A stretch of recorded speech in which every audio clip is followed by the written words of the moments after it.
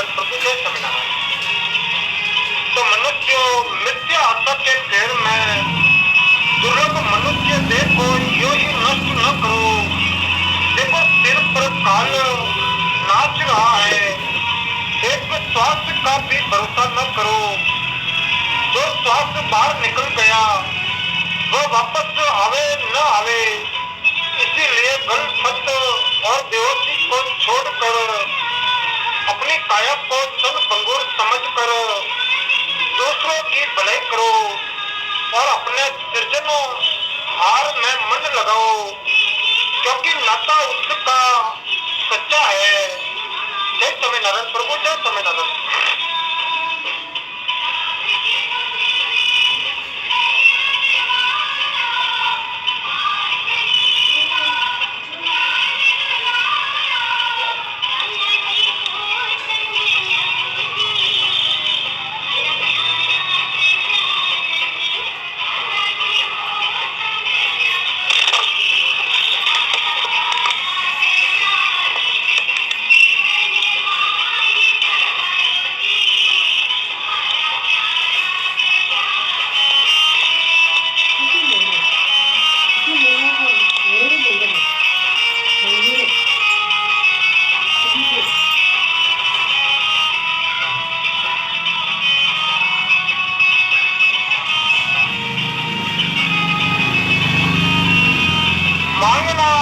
मांगना और मरना दोनों समान है, बल्कि मांगने से मरना भला। याचना करने से त्रिलोकी नाथ भगवान को भी छोटा होना पड़ा। तब दूसरों के लिए कहना ही क्या, हाथ के ऊपर हाथ करो पर हाथ के नीचे हाथ न करो। जिस दिन दूसरों के आगे हाथ फैलाने की नौबत आवे उस दिन मरण हो जाए तो अच्छा। स्त्री पुत्रों के पालन पोषण की चिंता में मनुष्य की सारी आयु बीत जाती है, पर परमात्मा के भजन में उसका मन नहीं लगता। स्त्री माया ही संसार वृक्ष का बीज है। शब्द स्पर्श रस रूप और गंध उसके पत्ते, काम क्रोधादि उसकी डालियां, पुत्र कन्या प्रपत्ति उसके फल है, और तृष्णा रूपी जल से ये संसार वृक्ष बढ़ता है। लोह और काट की बेड़ियों से चाहे कभी छुटकारा हो जाए, पर स्त्री पुत्रादि की मोह रूपी बेड़ियों से पुरुष का पीछा नहीं छूट सकता। जिनके मुंह देखने से पाप लगता है, स्त्री के लिए उन्हीं की खुशामदें करनी पड़ती है। किस्मत को देखो कि जिसने मनुष्य को कितना कमजोर बनाया, पर काम उससे दोनों लोगों के लिए गए। उसे इस लोक और परलोक की फिक्र लगा दी। तो स्त्री के वश में होना सर्वनाश का बीज बोना है। गर्दन पर बिखरे हुए बालों वाला कराल मुखी सिंह अत्यंत मत वाला हाथी और बुद्धिमान समर पुरुष भी स्त्रियों के आगे परम कायर हो जाते हैं।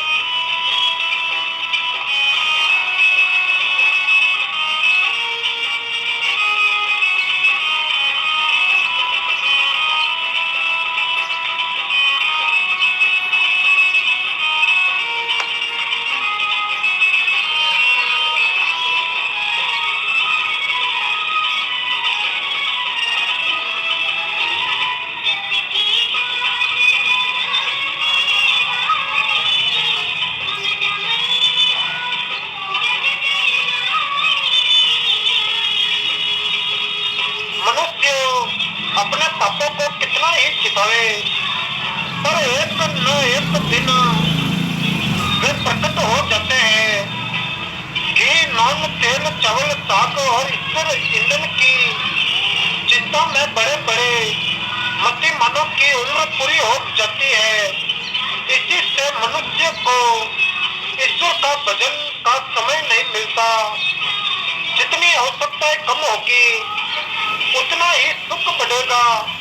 इसीलिए महात्मा लोग महलों में न रहकर वृक्षों के नीचे उम्र काट देते हैं।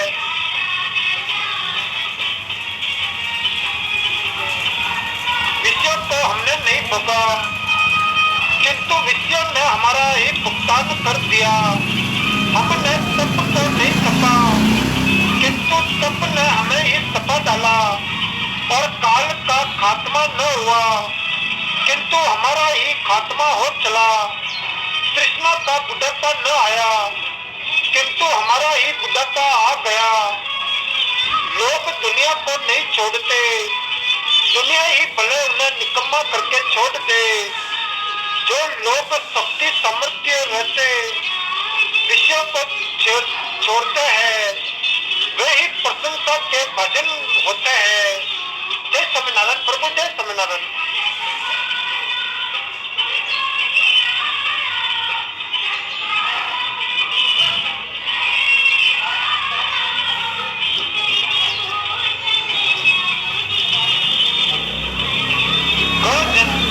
जंजालों में रहकर सर्दी गर्मी और शोक तप आदि के कष्ट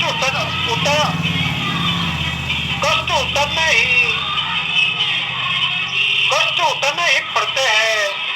फिर तप ही क्यों न किया जाए, क्योंकि घर की झंझटों के दुख से कोई लाभ नहीं, किंतु तप से स्वर्ग और मोक्ष की प्राप्ति हो सकती है।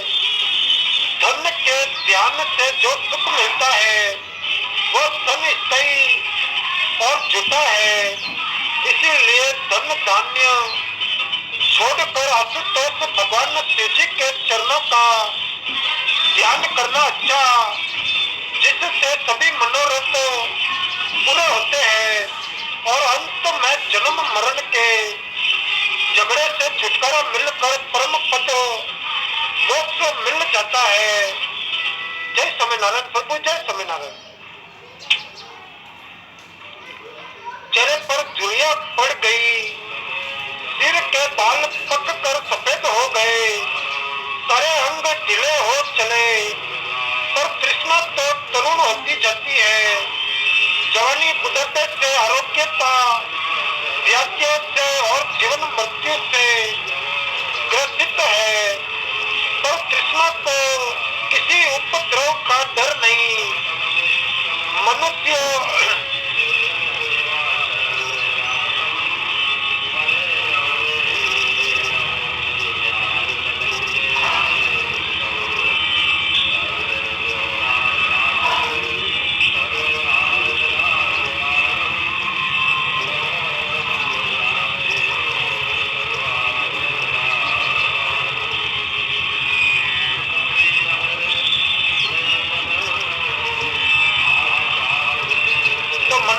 नितांत निकम्मा और जर्जर शरीर होने पर भी तृष्णा को नहीं त्यागता।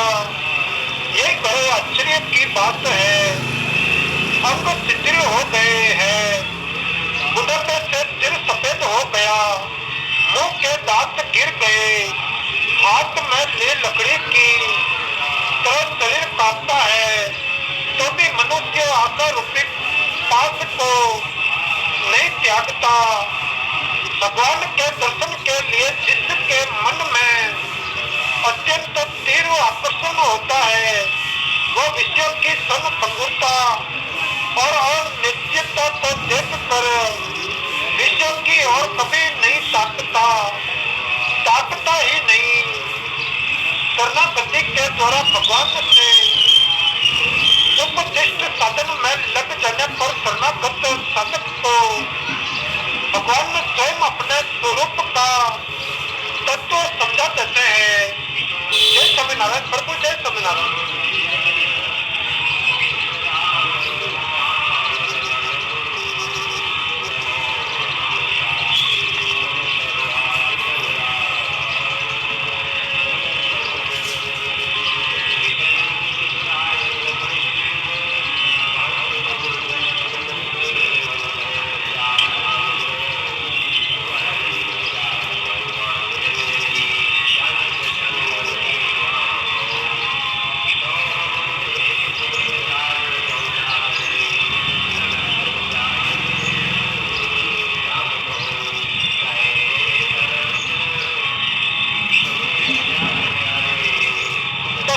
किसी के द्वारा भगवान से उपदिष्ट साधन में लग जाने पर शरणागत साधक को भगवान स्वयं अपने स्वरूप का तत्व समझा देते हैं।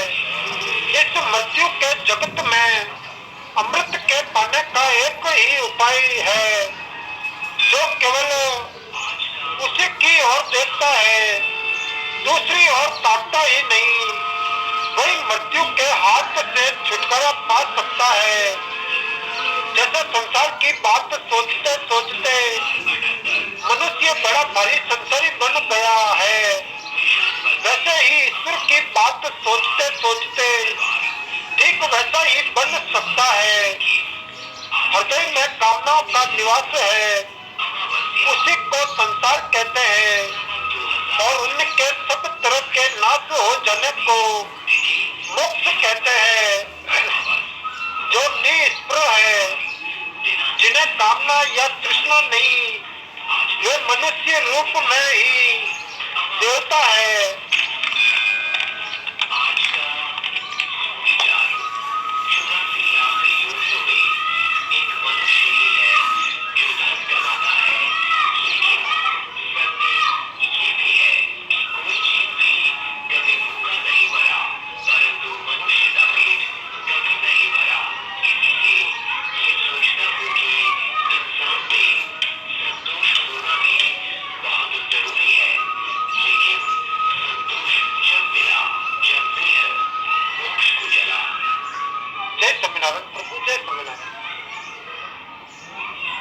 तो जो जन्म मरण से मुक्त होना चाहते हैं, वे कृष्णा राक्षसी के बुलावे में न आवे।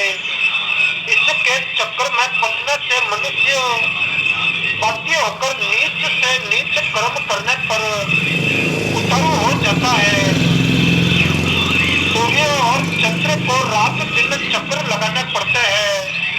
एक दिन क्या एक क्षण भी स्वेच्छानुसार ये आराम नहीं कर सकते। तब हम और आप तो किस गिनती में है। बड़ों की दुर्दशा देख कर छोटों को अपनी विपत्ति पर रोना कल्पना नहीं बल्कि संतोष करना चाहिए। संसार में कोई सुखी नहीं है, संसार में कोई सुखी नहीं है। विषय को चाहे जितने दिनों तक क्यों न भोगो, वे एक दिन तुम्हें निश्चित ही छोड़ देंगे। तो न तुम स्वयं ही क्यों न छोड़ दो। तुम्हारे छोड़ने से तुम्हें अनंत सुख मिलेगा और उनके छोड़ने से तुम्हें अत्यंत दुख उठाना पड़ेगा।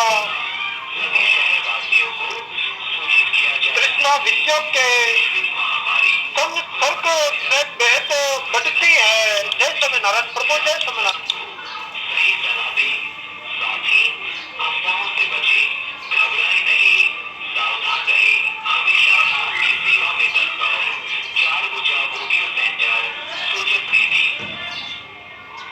तो तृष्णा विषयों के संसर्ग से बेहद बढ़ती है।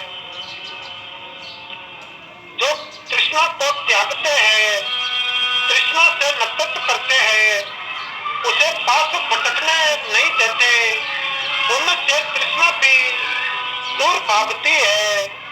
तृष्णा को शीघ्र छोड़ो, पुरानी होने से वह और भी बलवती हो जाएगी। फिर उसे त्यागना आपकी शक्ति के पार हो जाएगा। पत्तों और जल पर गुजर करने वाले ऋषि भी जब स्त्रियों पर मोहित हो गए, तब घी दूध खाने वालों की क्या बात है।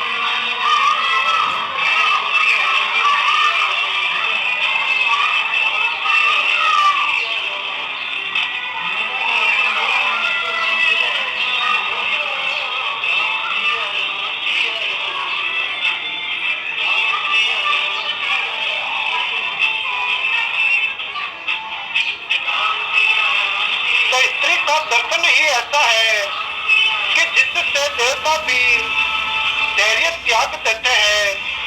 जहाँ स्त्री है वहाँ सभी विषय है। और यही संतों का अनुभव है। न तो स्त्री के साथ बात करनी चाहिए, न पहले देखी स्त्री की याद करनी चाहिए और न उनकी चर्चा करनी चाहिए, यहाँ तक कि उनका चित्र भी न देखे।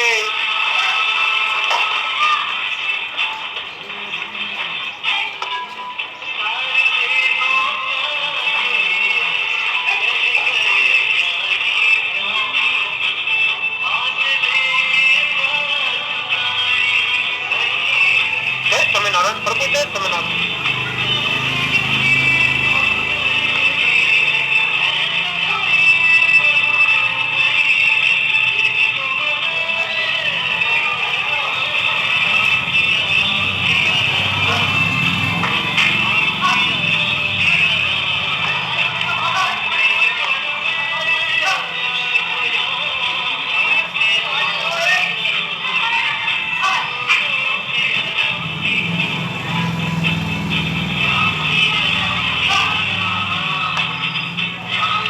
तो विषय विश्व है, इसका त्याग ही सुख की जड़ है।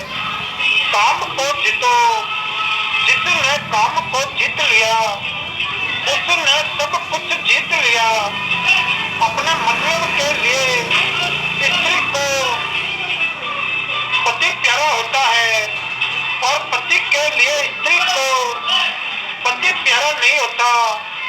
यही अवस्था दूसरी और भी है। सबकी प्रीति जुटी है, प्रीति तो एकमात्र पदों में ही सच्ची है। और स्त्री सांप से भी भयंकर है। सांप के काटने से मनुष्य मरता है, पर स्त्री के रूप चिंतन मात्र से ही मनुष्य मर जाता है। कामी पुरुषों और कमनियों के तो स्वर्ग से पुरुष कामी हो जाता है तथा आगे के जन्म में भी क्रोधी, लोभी और मोही होता है। रूप को देखने मात्र से ही जहर चढ़ जाता है, तो रूप लालसा छोड़ दे। रूप की लालसा काली नागिन है। केवल ईश्वर का नाम जपने वाले ही उससे बचे हैं। जय स्वामीनारायण प्रभु, जय स्वामीनारायण।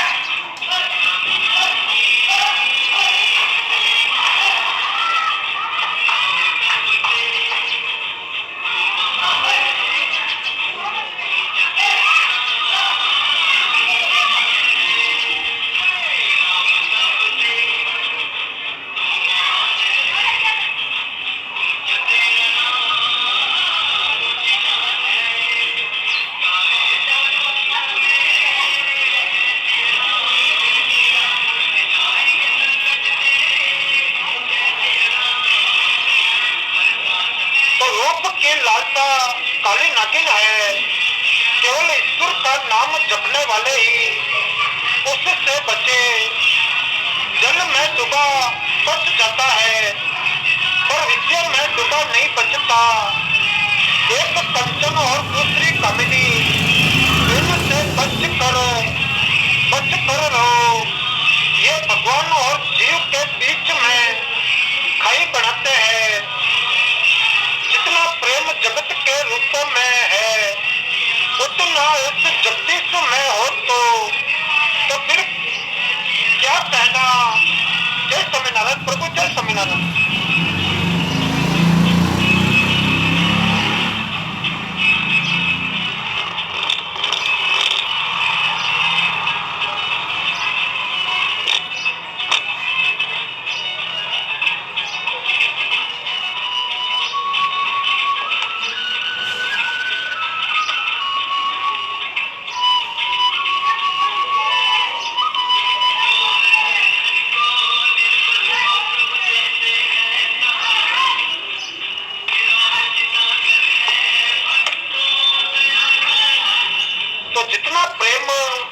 जगदीश के रूप में है, उतना उस जगदीश में हो तो फिर क्या कहना। सुखी हड्डी में खून नहीं होता, पर कुत्ता कुत्ता सुखी हड्डी चबाता है और उसे अपने खून का स्वाद आता है, पर वह अज्ञानी उस आनंद को हड्डी में समझता है। यही दशा विषय पुस्तक की है। दुर्लभ मनुष्य चोला खाकर और वेद शास्त्र पढ़कर भी यदि मनुष्य संसार में फंसा रहे तो फिर संसार बंधन से छूटेगा कौन। काम क्रोध लोभ और मोह को छोड़कर आत्मा में देख कि मैं कौन हूँ। जय स्वामीनारायण प्रभु, जय स्वामीनारायण।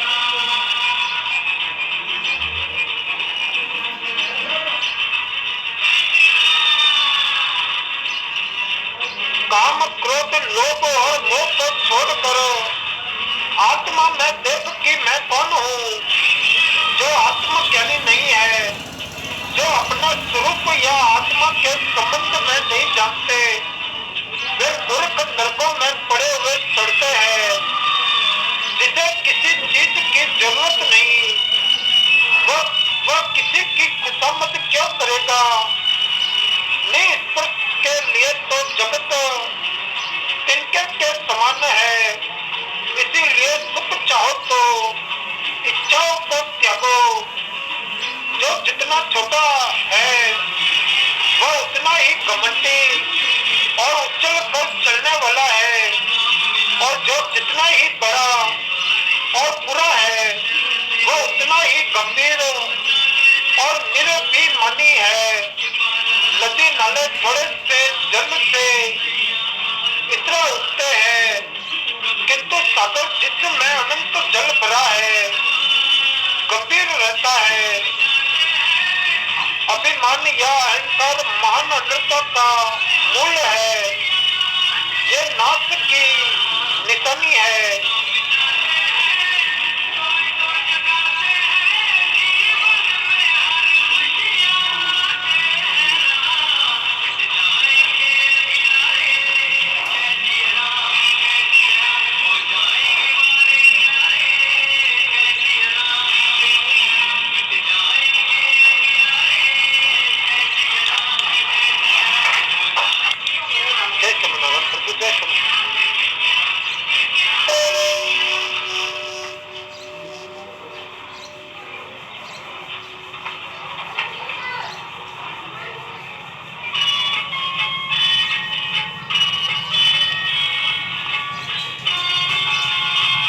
तो ये राज्य और धन दौलत क्या सदा आपके कुल में रहेंगे या आपके साथ जाएंगे?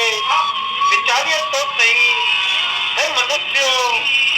जोश में आकर इतना जोश खरोश न दिखा कि इस दुनिया में बहुत से दरिया चढ़ चढ़ कर उतर गए, कितने ही बाग लगे और सूख गए। है मनुष्य, मौत से डर अभिमान त्याग। मनुष्य के घमंड का कुछ ठिकाना है, किसी को कुछ नहीं समझता। मौत ने इसे लाचार कर रखा है, नहीं तो ये ईश्वर को भी कुछ नहीं समझता।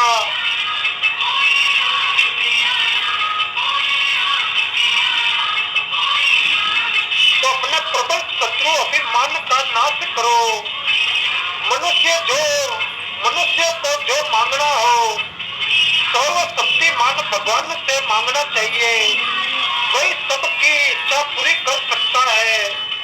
हे दास, राम जैसा मालिक तेरे सिर पर खड़ा है, फिर तुझे क्या अभाव है। उसकी कृपा से रिद्धि सिद्धि तेरी सेवा करेगी और मुक्ति तेरे पीछे फिरेगी। अगर सेवक दुखी रहता है तो परमात्मा भी तीनों कालों में दुखी रहता है। वह दास को कष्ट में देते ही क्षण भर में प्रकट होकर उसे निहाल कर देता है।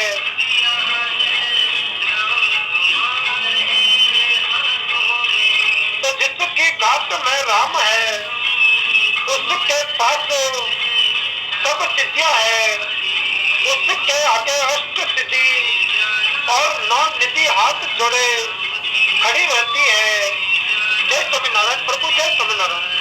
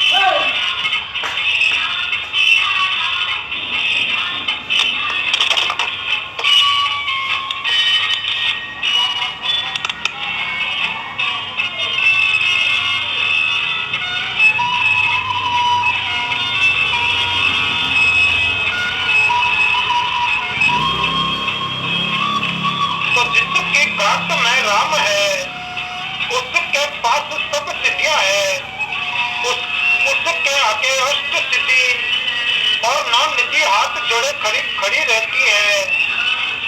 जैसे सूर्य में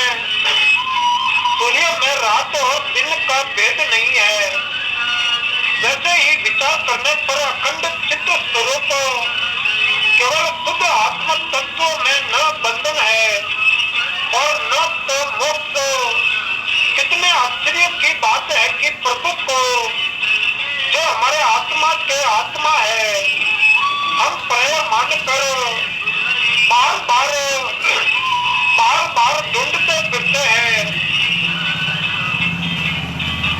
तो माझी की अचानू मेरी बला उठाए, मैंने तो अपनी नाव ईश्वर के नाम पर छोड़ दी है और उसका लंगर भी तोड़ दिया है। जब मुझे बुद्धि मानव की सोहबत से कुछ मालूम हुआ, तब मैंने समझा कि मैं तो कुछ भी नहीं जानता। हे मलिन मन, तू प्राय दिल को प्रसन्न करने में किस लिए लगा रहता है? यदि तू तृष्णा को छोड़कर संतोष कर ले, अपने में ही संतुष्ट रहे, तो तू स्वयं चिंतामणि स्वरूप हो जाए, फिर तेरी कौन सी इच्छा पूरी न हो। जय स्वामीनारायण प्रभु, जय स्वामीनारायण।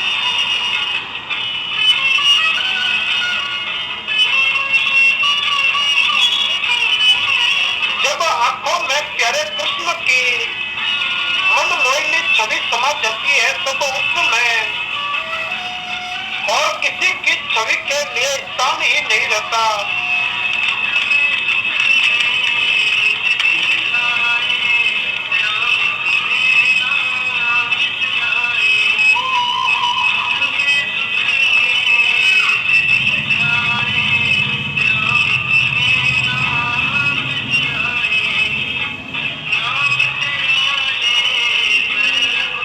तो जिस तरह को भरी हुई देख कर उसमें कोठरियां खाली न पाकर मुसाफिर लौट जाते हैं, उसी तरह नैनों में मनमोहन की बाकी छवि देख कर संसारी मिर्चियां खूब सोचते आंखों के पास भी नहीं भटकती। जिस सुख के लिए मनुष्य इतनी आपत्ति उठाता है, उस सुख का सच्चा स्रोत तो स्वयं उसके दिल में मौजूद है। यह तो संसार में जरा भी सुख नहीं, सर्वत्र भय ही भय है, पर दुष्ट और नीचों का भय सबसे भारी है।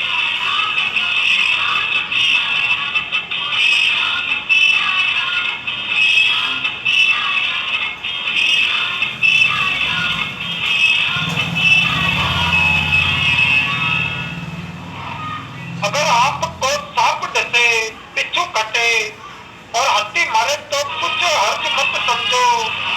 आग में जलने में डूबने और पहाड़ से गिरने में भी कोई हानि न समझो। ये सब भले है, इनसे हानि नहीं। हानि और खतरा है दुष्ट की संगति से। इसीलिए दुर्जन की सोहबत मत करो।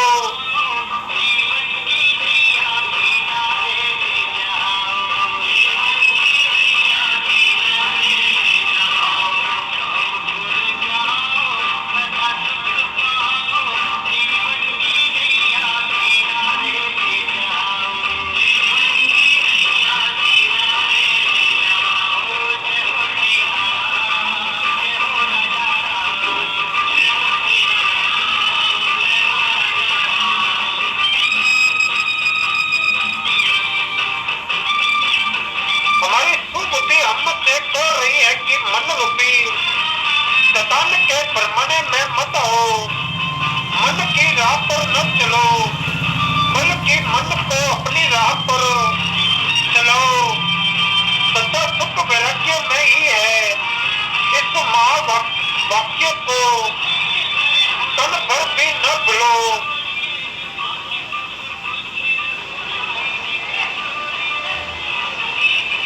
कमल के पत्ते पर ठहरी हुई जल की बूंद के समान तन बगुर प्राणों के लिए मृतावत तन मत से निसंग धनी मनुष्य के सामने बेहया होकर अपनी तारीफ आप करने का घोर पाप करने वाले हम लोगों ने कौन सा पाप नहीं किया।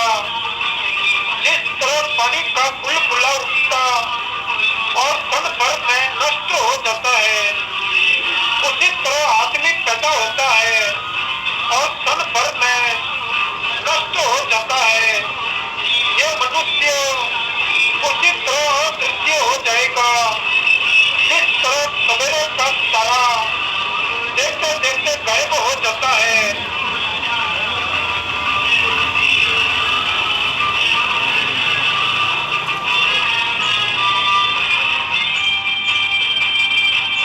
जिस तरह देखते देखते हौज का पानी मोरी की राह से निकल कर गिरा जाता है, उसी तरह ये जीव आत्मा देह से निकल जाएगा।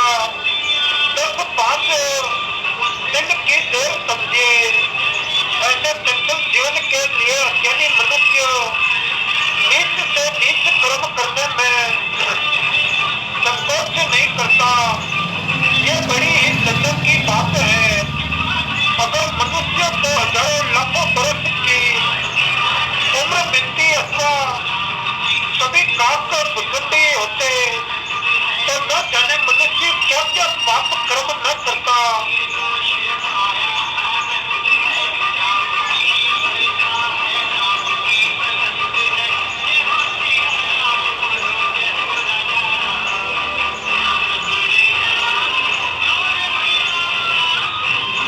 तो मनुष्य आंखें खोल कर देखो और कान लगाकर सुनो।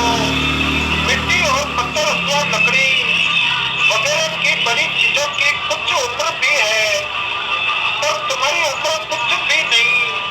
हम तो इस क्षण इस जीवन में पाप कर्म न करो। हे भाई, कैसे कष्ट की बात है। पहले यहाँ कैसा राजा राज करता था, उसकी राज्यसभा कैसी थी, उसके यहाँ कैसे कैसे सूर्य समर्थ और सेना है वो चंद्रा नना स्त्रियां थी। पर आज सब सुना है, सबको काल खा गया। जिन मकानों में तरह तरह के बाजे बजते और गाने गाए जाते थे, वे आज खाली पड़े हैं। अब उन पर कौवे बैठते हैं।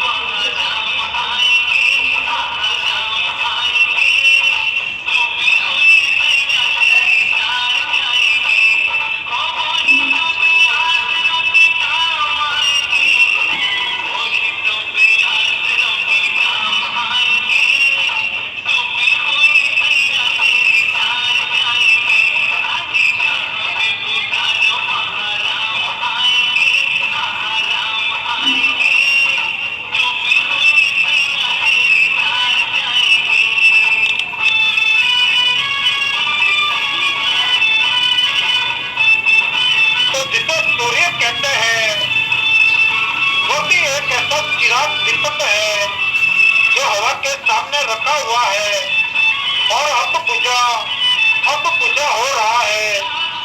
सब औरों की तो बात ही क्या, और संसार की यही दशा है। एक दिन इस जगत का ही अस्तित्व नहीं रहेगा, तब और किसकी आस्था की जाए। ये जगत ही ब्रह्म मात्र है। बारी बारी से सभी प्यारे और मित्र चल बसे। अब तेरा नंबर भी नित्य निकट आ रहा है। काल देवता अपनी पत्नी काली के साथ संसार रूपी चौपड़ में दिन रात रूपी फसों से लुटका लुटका कर और इस जगत के प्राणियों की गोदी बना बना कर खेल रहा है।